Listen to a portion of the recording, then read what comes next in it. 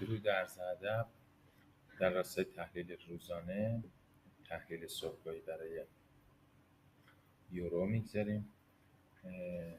تا اینجا رو صحبت کرده بودیم که به سطحی برخورد کرده بود، رفته بود و از گره سطح بالاتر باید می اومد و تو تایم فریم 4 ساعته اومده رفته این بالا، یه پیوت ساخته. خب همین پیوت رو برای بحث‌های کلاسیک که تا الان انجام دادیم دوستان میتونن همینو دیگه الان خودشون هم متوجه بشن. ببینید از اینجا قیمت وقتی حرکت کرد اومده شرط 3 کندل در یک راستا حداقل 3 کندل رو دارد. در تایم بالاتر تو روزانه هم دیده نمی شود. به اندازه 1 کندل برگشت رو هم دارد. پس این کندل آخر رو بررسیش میکنم. کندل آخر حدوداً 40 پیپه که 24 پیپ این لانگه. پس باید اینجا خط فرضی بندازم.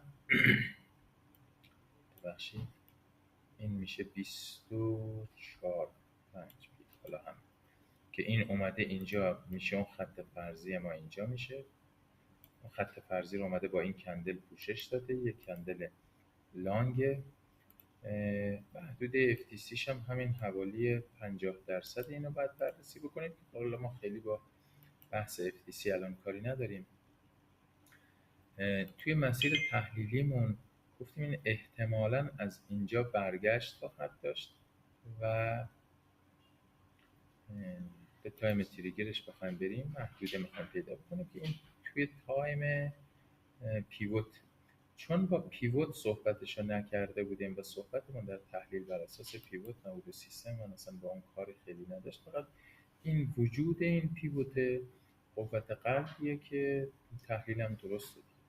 سشن آسیا صبح اومده یه درجا زده، یه حرکت کرده به سمت همون FTC که می‌خواستیم.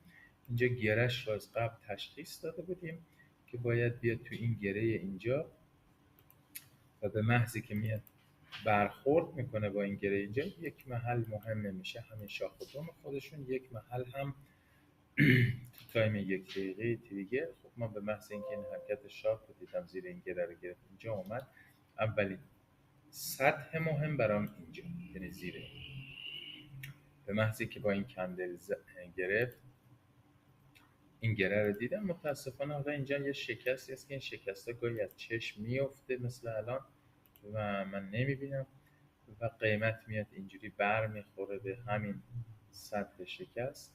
انتظار من این بود که بیاد تو اوپن کلوز اینجا مثلا بخواد برخورد بکنه تو این گره که اوردر من فعال نشد و تارگت یکش توی گره سقف آسیاست گذاشتم. اینم تارگت یک نیست، تارگت فری ریسک، تارگت یکش سقف آسیاست در واقع، یعنی تقریبا 27 پیپ به 3 پیپ، 2.5 پیپ. پیپراژش میشه یه چیزی هلوش 3 پیپ، یعنی 1 به 9 میشه تارگت یکش و تارگت آخرش هم این پایینه که 84 پیپه به نسبت 3. ممکنه دوباره از اینجاها برگرده بخواد بره بالا. بله امکانش هست. به خاطر همین ما یه تارگت اینجا فری ریسک میکنیم که حدوداً 1 به 5 و بقیهش رو هم با مدیریت معامله پیگیری میکنیم. فعلا دیدگاه هم سل بوده امروز بر این اساس. منتهای مرتب خب در ورود به معامله اول ناموفق بودم به واسطه ای که ببینید اینجا اومد به لب همین خورد.